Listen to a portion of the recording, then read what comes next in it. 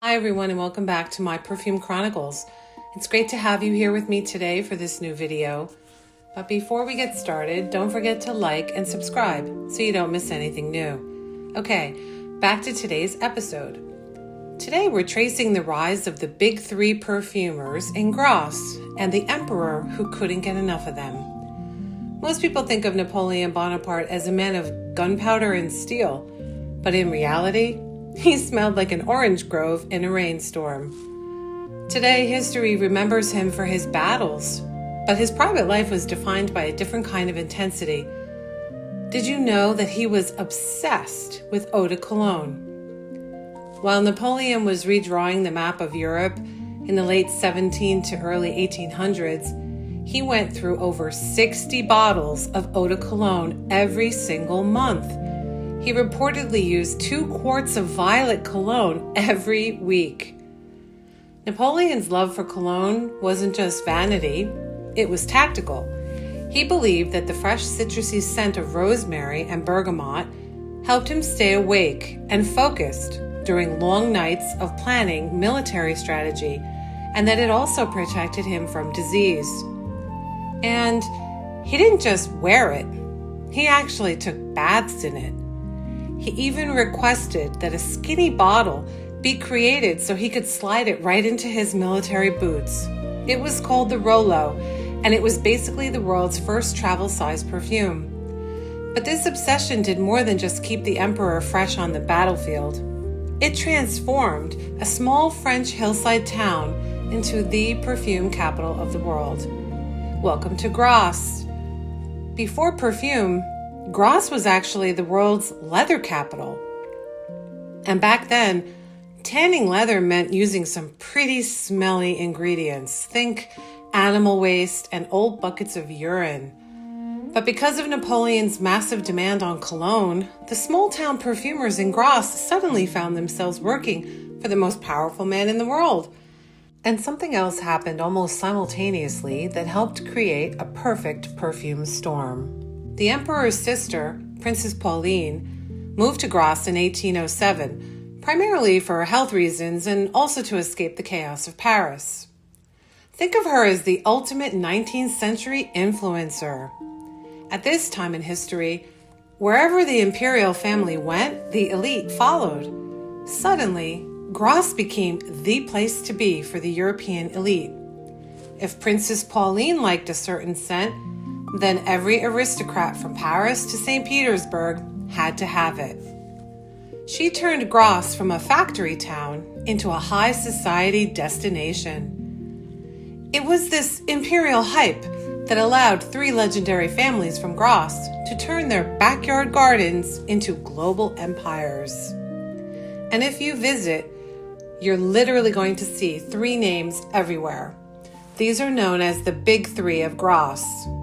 You'll often find that the big 3 houses in Grasse and global giants like Chanel and Dior actually own or lease their own exclusive fields of Rose de Mai. They do this to ensure that no one else can buy their specific harvest. It's the ultimate farm-to-bottle luxury. And this isn't just any flower. This is the Rosa centifolia. It's a bloom so precious and so fleeting that it only gives up its scent for a few short weeks in May, making it the crown jewel of the annual harvest. Did you know that it takes about 300,000 rose petals just to make 1 kilogram of Rose Absolute? Incredible. So, who are the big 3? The first one is Galimard, founded in 1747. They provided the court of Louis XV with scented creams and ointments, but under Napoleon they scaled up to meet a new growing middle class.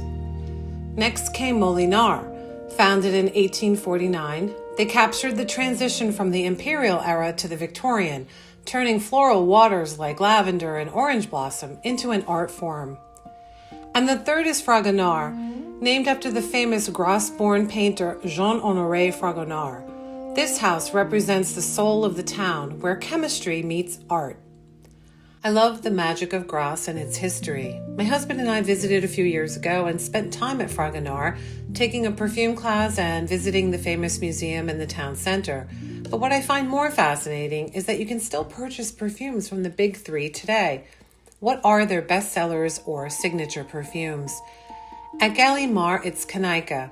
This is their modern masterpiece, a warm gourmand, along the lines of YSL's Original Opium or Mugler's Angel, but lighter and fresher.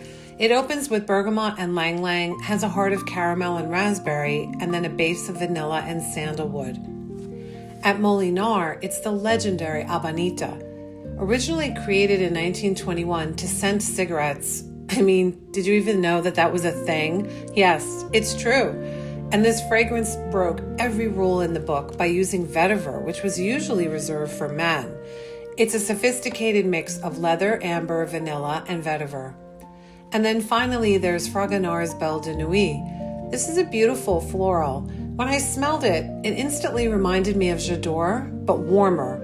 It's centered around the mysterious mirabilis flower, which only blooms at dusk, blending it with gardenia and violet, and it has a plum base. I own several perfumes from Fragonard. It's really one of my favorite houses. If you're interested in learning more about Grasse and its influence on perfumers, check out my video, Portrait of a Perfumer Behind the Nose, Aurélien Guichard. Today, the leather tanneries are gone from Grasse, but the imperial legacy remains. I think it's a gentle reminder that sometimes in life, the most beautiful things grow from the most difficult or challenging environments.